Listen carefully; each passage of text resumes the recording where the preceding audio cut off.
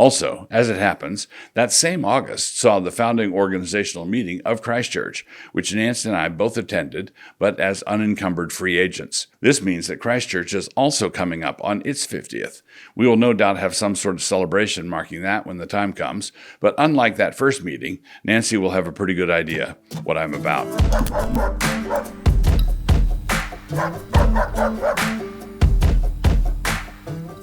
Nancy and I got married on New Year's Eve, 1975. It took us a few years to figure out why the restaurants were always so crowded on our anniversary dates. But because we got married New Year's Eve, that being the case, we will be marking our 49th anniversary in just a few weeks. And yes, we do recognize the mathematical implications of this for next year. 50 years of marriage does seem like kind of a lot for people as young as we are. And now, with your permission, I think I'm going to share with you how we got together. I was off in the Navy, 1971 to 1975, in the submarine service.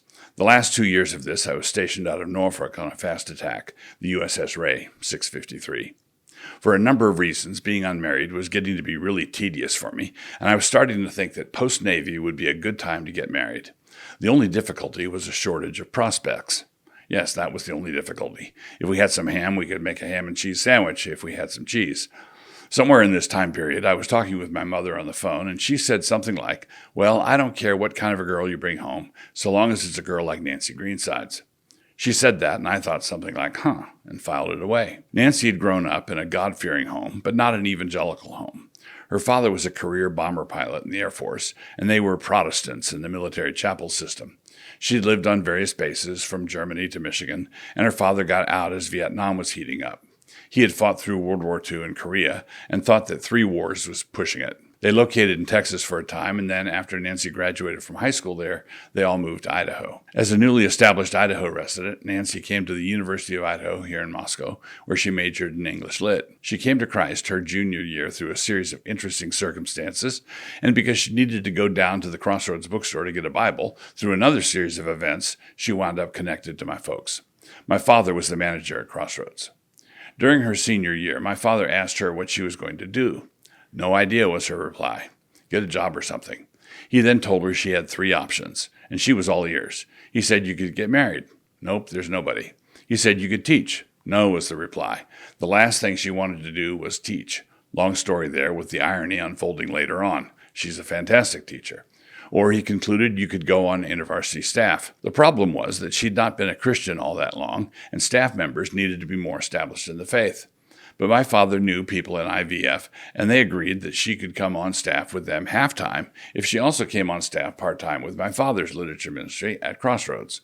And so the deal was made. The next summer, after she had graduated, I was home on leave with 1 year left to go in the Navy. Nancy was up in Coeur d'Alene with her folks, but drove down to Moscow one day to firm up her job at Crossroads in the fall.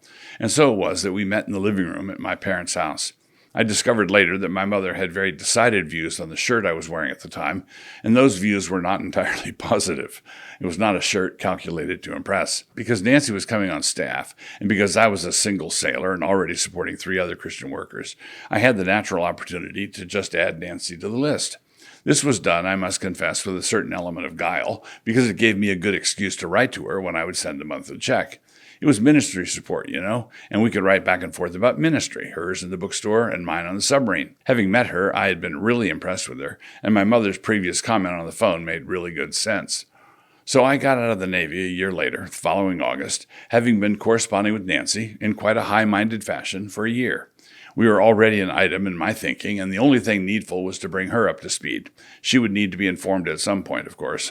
I knew that. I got out in August and was due to start my undergraduate studies in philosophy at the U of I that fall.